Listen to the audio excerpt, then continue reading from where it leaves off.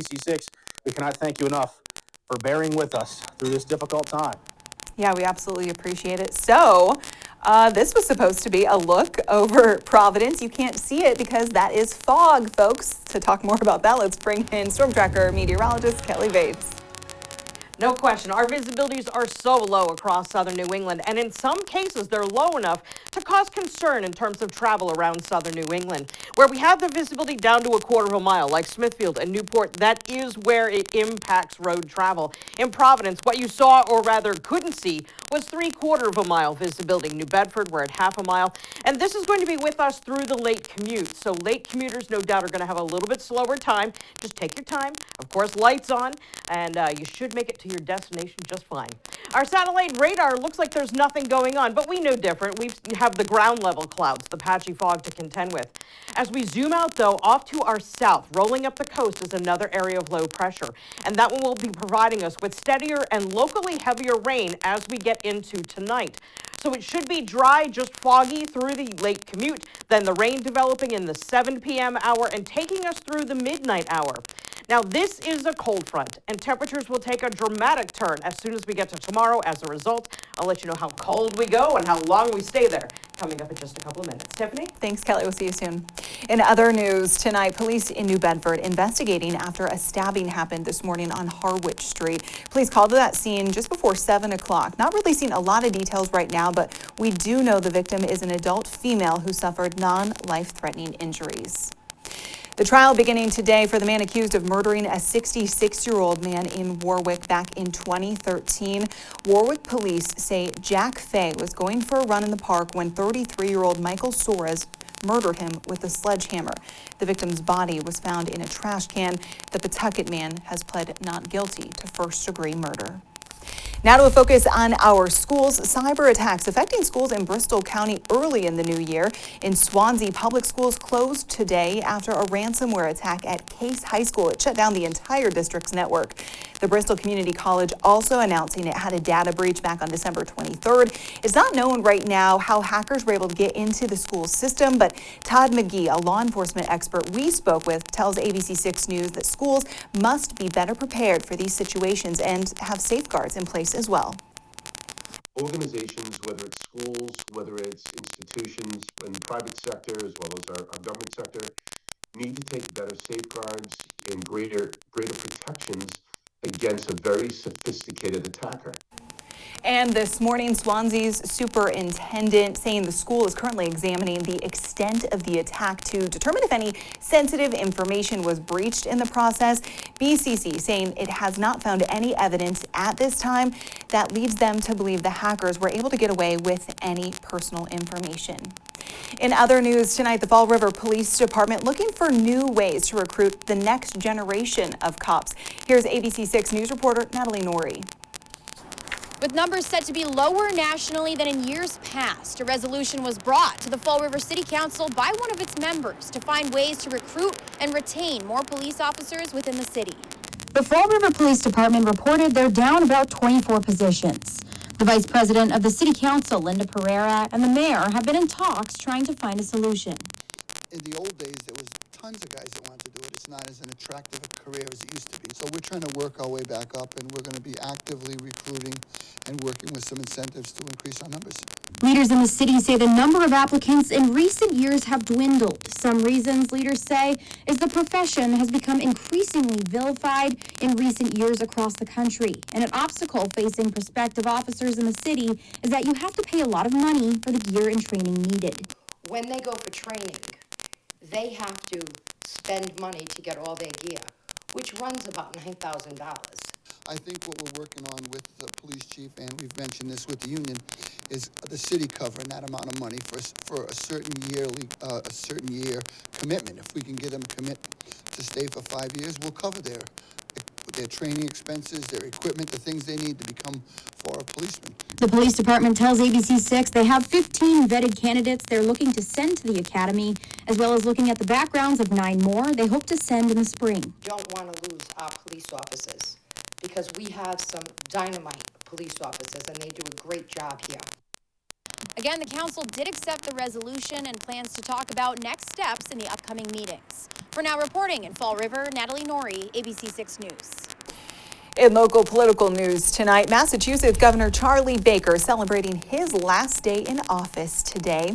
In an address last night, Governor Baker thanked the residents of Massachusetts, saying some of his favorite moments as governor came when he stopped by neighborhood events, watching good deeds happen in his communities.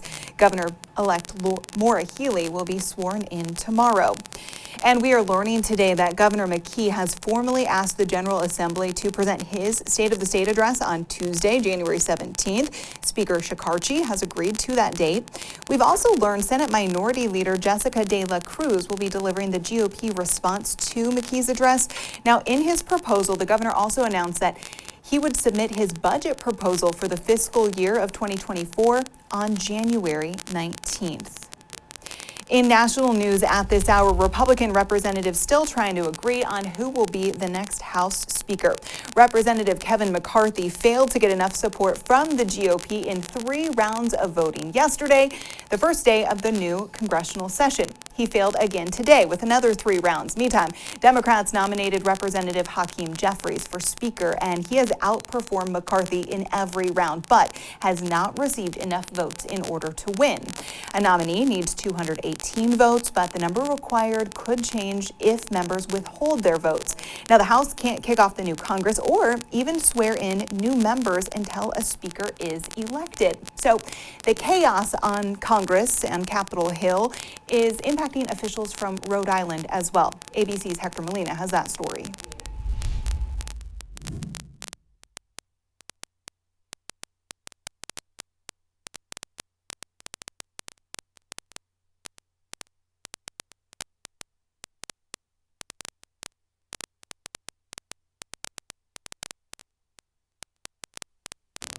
A situation we haven't seen in our country since 1856 has made its way to the House floor in 2023.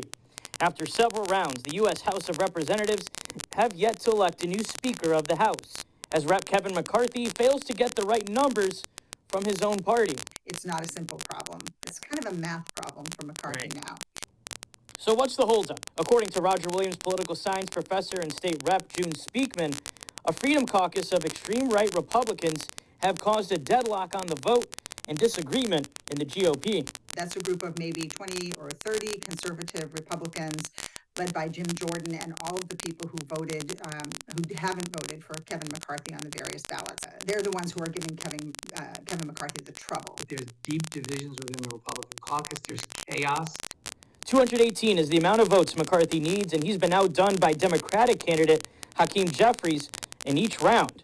Now, as for why you, the voters, should care, no leader puts a hold on new members swearing in and new laws being passed in 2023.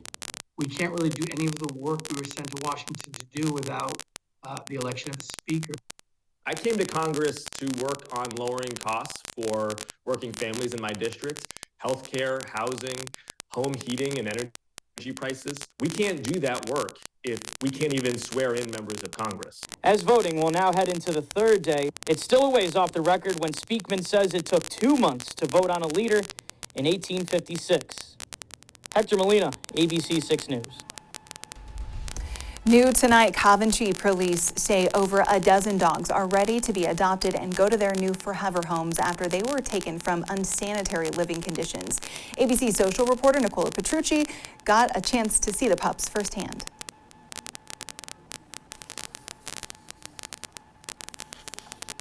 Let's see if we have that package. If not, we will go on. Coventry police said 22 dogs are ready for adoption after they were removed from unsanitary living conditions.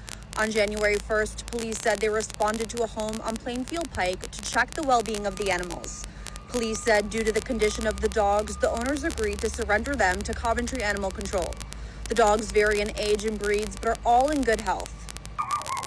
Carolyn Lacombe, animal control supervisor, said she hasn't seen this many animals at one time in the past 25 years that she's worked at the facility.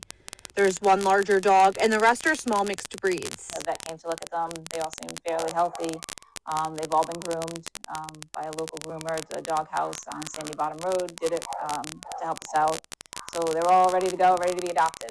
Those interested in adopting can visit abc6.com. Just ahead on ABC 6 News tonight, plans now in place for the funeral of Pope Emeritus. Those details plus the massive number of mourners expected to attend. You're watching ABC 6, Southern New England's trusted news source. Welcome back. Let's take a focus on your health. More funds are headed to the Cranston Police Department to help with its crisis intervention team and mental health. ABC's Dominique Turner has more. With an overwhelming amount of mental health calls for service and the need to prioritize public safety, the Cranston Police Department received $500,000 to build a crisis intervention team.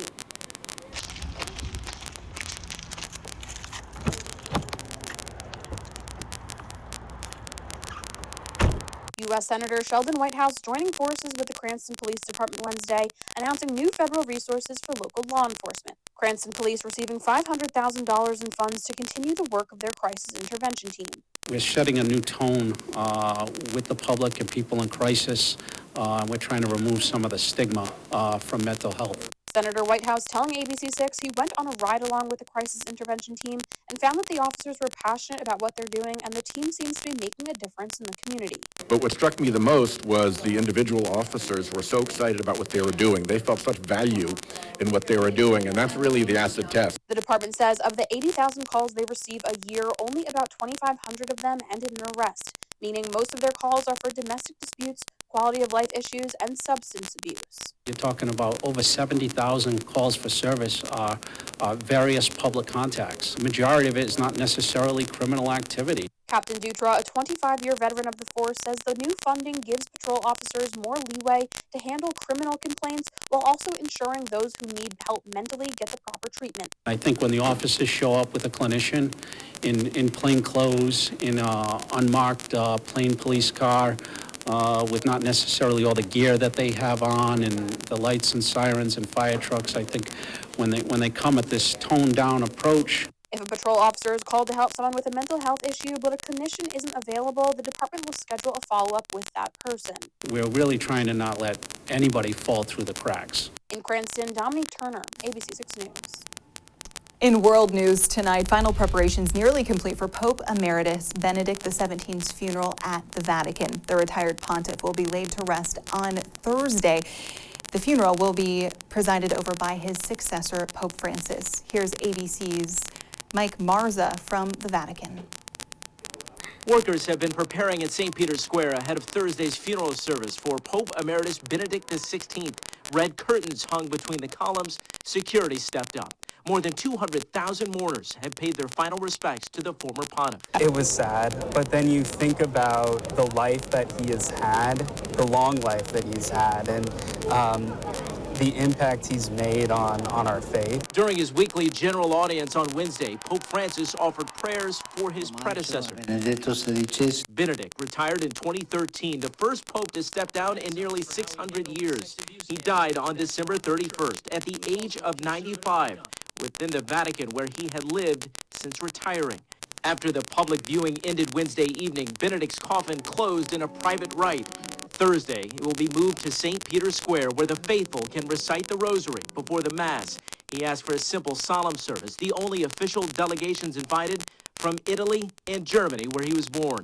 Pope Francis will preside over Benedict's funeral Mass, marking the first time a sitting pope will preside over the funeral of a retired pope. Funeral for former Pope Benedict XVI will be very similar to a funeral that would be held for a pope who died while reigning in office. There will be some slight modifications, obviously, because he was no longer pope when he died. Tomorrow's service is expected to last 2 hours. Benedict XVI will then be buried in the grotto beneath the basilica, where some 90 popes have been laid to rest. Mike Marza, ABC News, the Vatican. And now, your ABC 6 Storm Tracker weather with meteorologist Kelly Bates. Whole lot of clouds around today and at all levels. The ones on the ground, though, are of our immediate concern because we do have this fog that will be with us through the lake commute. And in some places, that fog is low enough to hamper forward visibility. So as we're looking ahead, we're expecting steady, heavy rain to develop tonight. It will be in place by 8 p.m. and will be going as we hit, I'd say, the first overnight hours, 1, 2 a.m. before winding down to just clouds fog, mist, and drizzle. But the thing that is making the rain is a cold front, and as a result, temperatures will be dropping through the day on Thursday. So you're going to wake up to the high temperatures, and we should be in the 30s by this time tomorrow. Unsettled weather will be with us as we finish the week. Periods of rain, drizzle, and fog will be the majority of what we see, other than a period of rain on Friday. And we're going to look at a bright and dry weekend, but seasonably cold temperatures. And for us, that means highs in the 30s and lows in the 20s. So here's our visibility right now. Smithfield at 1/4 mile, Newport 1/4 mile, even 1/2 mile for New Bedford. That is enough to impact road travel. So you're going to want to leave yourself a lot of space between you and the car in front of you. You're also going to want to make sure your lights are on because that keeps everybody safe. Our temperatures are in the 40s, and we're also looking at this like miserable condition out there. So it's got the mist and the drizzle, so it just feels raw. But we do have to get through this front before we can find any sort of sunshine. So that's really our process. Our cold front that is lurking to our south will need to lift on through, and that will again cause for temperatures to drop as we look to tomorrow. So we have an area of low pressure that will develop along the front that will basically slide through, and then we're going to bring in showers. Those showers will be with us for Friday morning. That's our next chance to bring in any steady rain. After that, we're going to find conditions improve. We should do some clearing, and that'll take us into the weekend. So just to go over your future cast, we do have a chance of showers early in the morning tomorrow. Otherwise, we're looking at just clouds, fog, mist, and drizzle. Our next round of precipitation comes through Friday morning. There it is. And then it moves on out. So our planner for Thursday looks for falling temperatures. We're going to do basically fog, mist, and drizzle through the day with a chance of showers just in the early morning hours. After that, look for that fog to really settle in and temperatures drop. So it's going to feel quite raw by the time we get to this time tomorrow.